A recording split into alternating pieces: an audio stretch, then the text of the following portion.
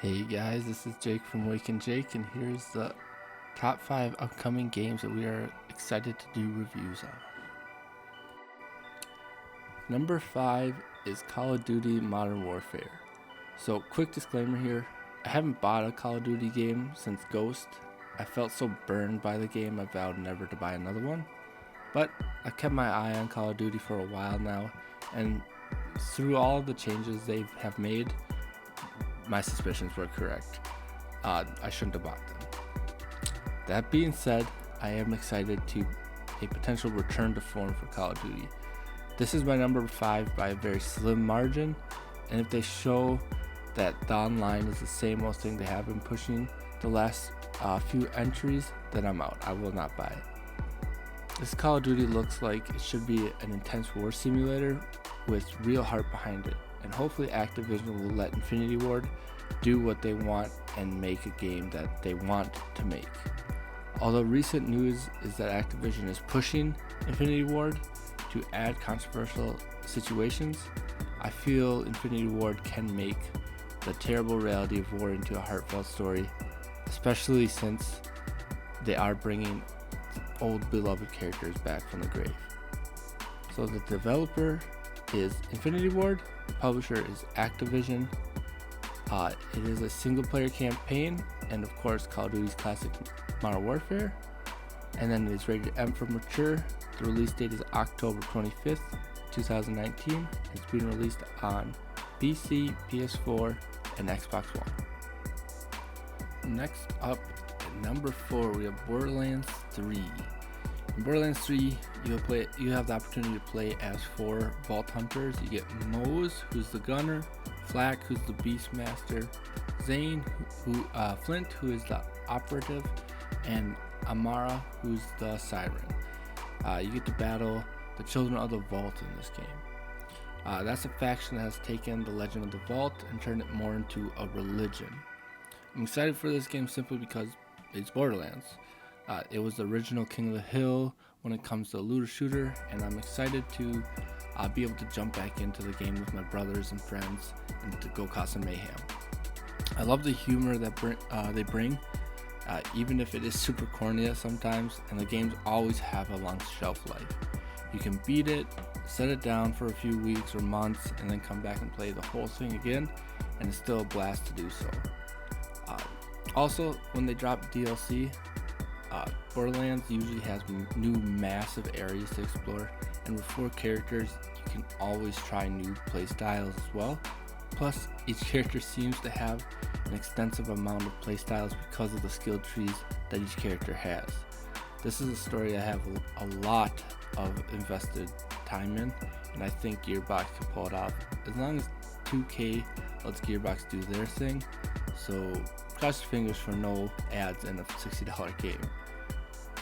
So the developer is Gearbox, the publisher is 2K.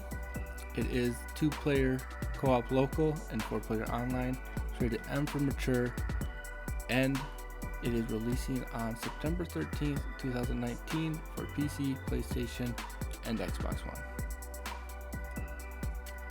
At number 3, I have Death Stranding.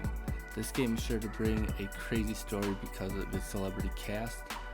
There isn't a lot known about this game story-wise, but that's what makes it great.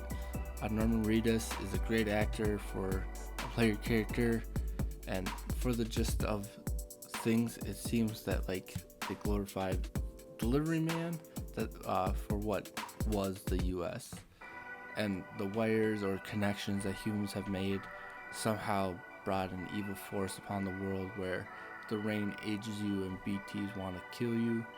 It's almost like the lines between life and death are blurred a little bit there, along with all the breach babies. If you haven't looked into the story, it's crazy. You should go look into it.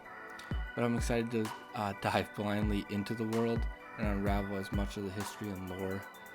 Knowing Kojima, he is going to make us work for every little bit that we have to learn. This game is being developed by Kojima Productions, published by Sony Interactive. It's a single player only game, rated M for mature, releasing on November 8th, 2019 for the PlayStation 4. At number 2, we have Jedi Fallen Order. I love Star Wars and cannot get enough of the Star Wars universe, although I am extremely disappointed in how EA has handled the Star Wars license. I am glad that Respawn, whom I love and is one of my favorite developers, is going to have a shot at making a good single-player Star Wars game. It's honestly been well overdue for a Star Wars title to have a straight-up single-player game. Respawn has kind of been a black sheep for EA with like Apex Legends, kind of making the game that they want to make versus the game that EA wants them to make. So that is a good thing in my opinion. In Star Wars Fallen Order, you play as Cal Kestis, who is hiding from the Empire after Order 66 was given. Then, due to some accidents, it's revealed that you have force powers and have to once again go on the run from the Empire. This game looks amazing and is by an amazing developer. Let's hope that EA can keep its greedy little hands off of it for now. The game is being developed by Respawn Entertainment, published by EA. It's a single player game. The rating is pending, but it's most likely going to be T for teen. It's releasing for PC, PlayStation 4, and Xbox One. And it's releasing on November 15th, 2019. And at number 1, you probably could have guessed this, but it is Cyberpunk 2077. Legendary studio CD Projekt Red has so many people's attention when it comes to Cyberpunk 2077. This game is shaping up to be one of the biggest games of the decade. With CD Projekt Red's approach on workplace environment and crunch, my hat is tipped to them for announcing this game the way they did and not pushing the devs as hard as other big name studios. The it's ready when it's ready approach is doing wonders for them.